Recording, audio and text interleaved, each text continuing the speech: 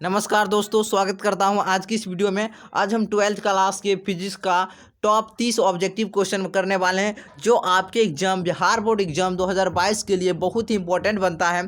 तो चलिए इस वीडियो को शुरू करते हैं और इस वीडियो में से आपके एग्जाम के लिए 5 से 7 मार्क्स का ऑब्जेक्टिव क्वेश्चन क्लियर हो जाएगा जो बहुत इंपॉर्टेंट बनता है। तो चलिए इस वीडियो को शुरू करते हैं। तो आप लोग इस वीडियो को शुरू से लेकर अंत तक देखिएगा और सारा प्रश्न को रट लेना, यानी याद कर लेना, ध्यान में रखना है, ठीक है। तो चलिए पहला प्रश्न की ओर बढ़ते हैं और पहला प्रश्न देखिए आपसे क्या कहता है। पहला प्रश्न क्या कहता है, फैक्स का अर्थ है। फैक्स का अर्थ क्या होता है 2018 में पूछा गया है। फैक्स का अर्थ क्या होता है, तो फैक्सीमाइल टेलीग्राफी होता है। यानी ऑप्शन नंबर इसका बी नंबर इसका राइट आंसर हो जाएगा, फैक्सीमाइल टेलीग्राफी। याद रखिएगा फैक्स का अर्थ होता है तो फैक्सीमाइल टेलीग्राफी, ठीक है। चलिए दूसरा प्रश्न को देखिए और क्या कहता है, लघु तरंगों का प्रयास होता है। लघु तरंगों का प्रयास कितना होता है, तो देखिए ऑप्शन नंबर इसका जो राइट आंसर हो जाएगा option number A 30 Meta hertz से 300 मेटा हर्टज, ठीक है। चलिए याद रखिएगा सारा प्रश्न को, बहुत ही इंपॉर्टेंट बनता है। चलिए और तीसरा प्रश्न की ओर बढ़ते हैं और तीसरा नंबर प्रश्न आपसे कहता है, तीसरा नंबर प्रश्न कहता है संचार उपग्रह का आवर्तकाल होता है। संचार उपग्रह का आवर्तकाल होता है तो याद रखिएगा 24 घंटा होता है। ऑप्शन नंबर इसका बी नंबर राइट आंसर हो जाएगा 24 घंटा, ठीक है।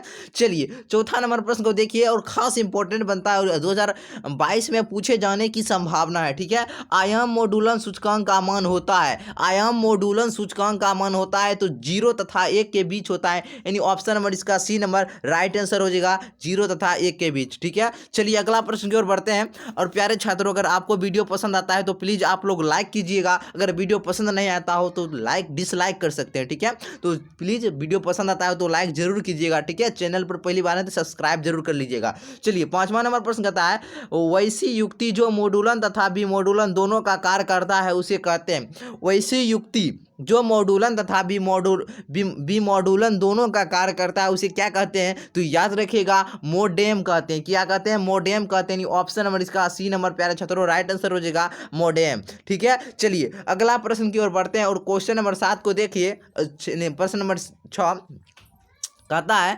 वातावरण के किस सतह से रेडियो वेव्स परावर्तित होती है। वातावरण के किस सतह से रेडियो वेव्स परावर्तित होता है, 2018 में यह प्रश्न पूछा गया है तो याद रखिएगा आयनोस्फेयर हो जाएगा। क्या हो जाएगा, आयनोस्फेयर। वातावरण के किस सतह से रेडियो वेव्स परावर्तित होती है, तो आयनोस्फेयर से, ठीक है। चलिए अगला प्रश्न की ओर बढ़ते हैं और प्रश्न संख्या 7 देखिए क्या कहता है। कहता है मोबिलिटी का एसआई मात्रक, यानी मोबिलिटी का एसआई इकाई क्या है, एसआई मात्रक क्या होता है मोबिलिटी का, तो याद रखिएगा एम्पियर मीटर प्रति न्यूटन। ऑप्शन नंबर इसका ए नंबर राइट आंसर हो जाएगा एम्पियर मीटर प्रति न्यूटन, ठीक है।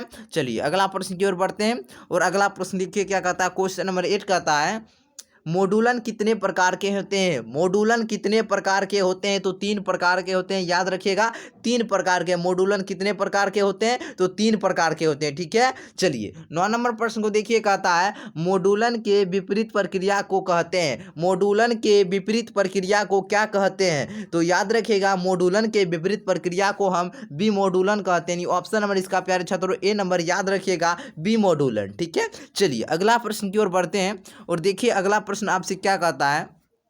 क्वेश्चन नंबर 10 कहता है, लंबी दूरी तक रेडियो प्रसारण के लिए निम्नलिखित में से मुख्यतः किसका उपयोग किया जाता है। लंबी दूरी तक रेडियो प्रसारण के लिए निम्नलिखित में से मुख्यतः किसका उपयोग किया जाता है। लंबी दूरी के लिए कहता है तो याद रखिएगा आयन मंडलों तरंगों का, ठीक है। आयन मंडली तरंगों का, यानी ऑप्शन नंबर सी इसका राइट आंसर हो जाएगा आयन मंडल तरंगों का, ठीक है। चलिए अगला प्रश्न की ओर बढ़ते हैं और अगला प्रश्न को देखिए और अगला प्रश्न कहता है, देखिए पृथ्वी के किसी स्थान पर एक टीवी प्रेषण टावर की ऊंचाई 245 मीटर है। क्या है, मीटर है। जितनी अधिकतम दूरी इस टावर का प्रसारण पहुंचेगा वह है, तो ये नॉमरिकल है तो आप लोग सॉल्व कर लीजिए, नहीं तो हम बता देते हैं, ठीक है। तो कहता है पृथ्वी की, तो आप लोग जानते होंगे पृथ्वी की त्रिज्या आपको पता होगा। क्या कहता है, पृथ्वी के किसी स्थान पर, तो आपको बताना है पृथ्वी की त्रिज्या कितना होता है। तो याद रखेगा आपको ऑब्जेक्टिव में पूछा जा सकता है, पृथ्वी की जो त्रिज्या होती है 6400, 6400 किलोमीटर होती है। कितना होती है पृथ्वी की त्रिज्या? 6400 किलोमीटर। हम इसको सॉल्व कर लें, ये 11 नंबर प्रश्न को सॉल्व कर रहे हैं, तो आप लोग ध्यान से देखिएगा।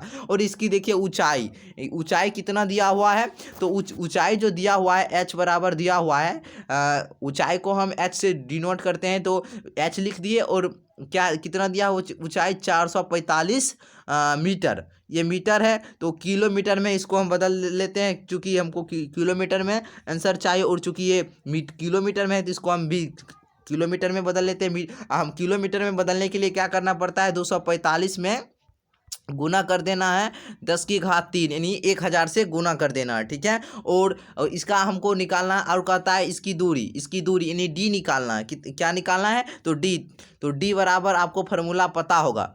तो डी बराबर जो फार्मूला होता है, तो थोड़ा सा हम आगे कर लेते हैं और आपको समझा देते हैं, ठीक है। डी बराबर जो फार्मूला होता है, डी बराबर फार्मूला होता है रूट अंडर 2HR, ठीक है। और आपको यहाँ से रूट अंडर में रखना 2 लिख देना, और एच का मान अभी एच का मान प्रश्न में लिखा गया है, तो एच का मान जो है 245 है, नहीं 245 गुने 10 की घात 3 गुने आर का मान रख देना, कितना है? आर का मान 64 है। तो यहाँ से आप लोग सॉल्व कर लीजिएगा, और इसका जो राइट आंसर हम बता देते हैं। अगर आपसे नहीं बनेगा तो कमेंट कर दीजिएगा, मैं दूसरे वीडियो में बना दूंगा, ठीक है। ऑप्शन नंबर इसका सी नंबर, इसका राइट आंसर हो जाएगा 56 किलोमीटर, ठीक है। आप लोग सॉल्व कीजिएगा तो इसका answer C number right answer आ जाएगा, ठीक है।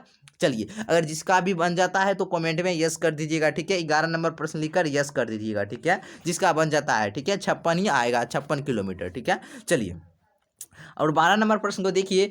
टीवी प्रसारण के लिए जिस आवृत्ति का परास का उपयोग होता है वह है, टीवी प्रसारण के लिए जिस आवृत्ति परास का उपयोग होता है वह है, तो इसका जो राइट आंसर हो जाएगा ऑप्शन नंबर प्यारे छात्रों सी 30 से 300 मेगाहर्ट्ज। अपना ऑप्शन नंबर सी याद रखिएगा, ऑप्शन नंबर सी। चलिए, 13 नंबर प्रश्न को देखिए, कहता है जो युक्ति मॉड्यूलन तथा विमॉड्यूलन दोनों का कार्य करती है कहलाती है।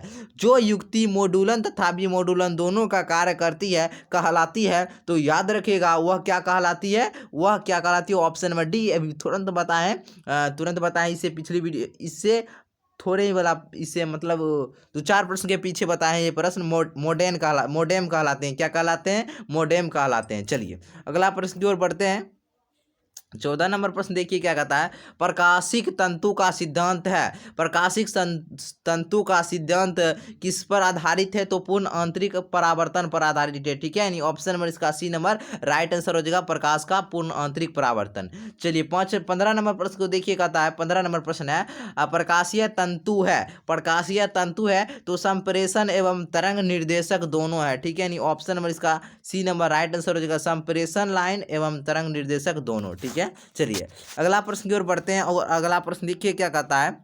16 नंबर प्रश्न कहता है आपसे, UHF परिसीमा की आवृत्तियां सामान्यतः संचारित होती है। UHF परिसीमा की आवृत्तियां सामान्यतः संचारित होती है तो अंतरिक्ष तरंगों द्वारा। किसके द्वारा संचारित होती है? अंतरिक्ष तरंगों द्वारा। यानी ऑप्शन में इसका डी नंबर राइट आंसर हो जाएगा। चलिए, 17 नंबर प्रश्न को देखिए, और 17 नंबर प्रश्न कहता है, वैसी युक्ति जो रेडियो तरंगों द्वारा दूर की वस्तुओं की स्थिति, उसकी दूर तथा चलाने की दिशा का पता लगाता है, उसे क्या कहते हैं? तो याद रखिएगा, उसे रडार कहते हैं। ऑप्शन नंबर बी रडार कहते हैं। चलिए, अगला प्रश्न की ओर बढ़ते हैं, और 18 नंबर प्रश्न को देखिए, कहता है, आयाम मॉड्यूलन का दोष नहीं है। आयाम मॉड्यूलन का दोष नहीं है श्रव्य गुणता में कमी, दक्षता में कमी, निर्गत सिग्नल चैनल की अधिकता चौड़ाई। तो कहता है आयाम मॉड्यूलन की दोष नहीं है, तो शोर दोष है, श्रव्य गुणवत्ता में कमी ये भी दोष है, और दक्षता में कमी ये भी दोष है, लेकिन निर्गत सिग्नल चैनल की अधिक चौड़ाई यह दोष नहीं है। यानी ऑप्शन नंबर इसका डी नंबर राइट आंसर हो जाएगा।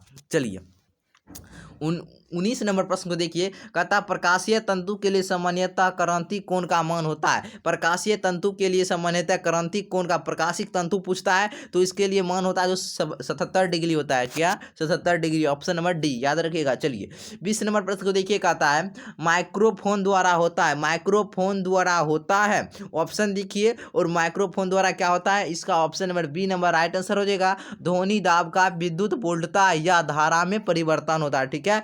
माइक्रोफोन द्वारा क्या होता है, तो ध्वनि दाब का विद्युत वोल्टता या धारा में परिवर्तन होता है। चलिए 21 नंबर प्रश्न को देखिए। 21 नंबर प्रश्न कहता है पूर्ण तरंगी दृष्टिकरण में यदि निवेश आवृत्ति 50 हर्ट्ज है तो निर्गत आवृत्ति होगी तो 100 हर्ट्ज हो जाएगी। ठीक है, यानी ऑप्शन नंबर पी।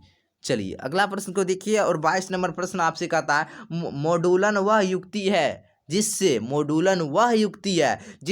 एक रेडियो वाहक आवृत्ति पर जानकारी अंकित होनी। ऑप्शन नंबर इसका ए नंबर इसका राइट आंसर हो जाएगा। मॉड्यूलन वह युक्ति है जिससे एक रेडियो वाहक आवृत्ति पर जानकारी अंकित होती है। चलिए नेक्स्ट प्रश्न को देखिए और क्या कहता है। 23 नंबर प्रश्न कहता है डिजिटल संकेत में संभव है 0 तथा 1 सभी मान 0 तथा 1 के बीच का सभी मान इनमें से कोई नहीं। तो कहता है डिजिटल संकेत में संभव है तो 0 तथा 1 हो जाएगा। ऑप्शन नंबर ए याद रखिएगा 0 तथा 1। चलिए 24 नंबर प्रश्न को देखिए आकाश तरंग का संचार आधारित है यानी स्काई वेव आकाश तरंग का संचार आधारित है तो याद रखिएगा आयन मंडल परावर्तन पर। 2009 और 2018 में पूछा गया है आकाश तरंग का संचार आधारित है आयन मंडल द्वारा परावर्तन पर। बहुत ही इंपॉर्टेंट क्वेश्चन बनता है। चलिए 25 नंबर प्रश्न देखिए क्या कहता है ऑप्टिकल फाइबर में N1 तथा N2 क्रमशः क्रूड एवं क्लैंडिंग के पदार्थों के अपवर्तनांक हो तो उनके बीच कलांतर की कोटि होगी तो 10 की घात -3 होगी। ऑप्शन नंबर बी नंबर याद रखिएगा 10 की घात -3। चलिए 26 नंबर प्रश्न को देखिए उपग्रह संचार में विद्युत चुंबकीय तरंग का कौन सा भाग प्रयुक्त होता है। उपग्रह संचार में विद्युत चुंबकीय तरंग का कौन सा भाग प्रयुक्त होता है तो सूक्ष्म तरंग होता है। क्या होता है सूक्ष्म तरंग। चलिए नेक्स्ट प्रश्न को देखिए। नेक्स्ट प्रश्न क्या कहता है आपका 27 नंबर प्रश्न कहता है भूतरंगों के प्रेषण में प्रयुक्त आवृत्ति परास होता है। भूतरंगों के प्रेषण में प्रयुक्त आवृत्ति परास होता है तो 500 के हर्ट्ज से 500 के हर्ट्ज 1500 हर्ट्ज होता है। ठीक है 500 के हर्ट्ज से 1500 हर्ट्ज। ठीक है चलिए और 28 नंबर प्रश्न देखिए आकाश तरंगों द्वारा संचरण के लिए उपयुक्त आवृत्ति परास होता है। आकाश तरंगों द्वारा संचरण के लिए उपयुक्त आवृत्ति परास होता है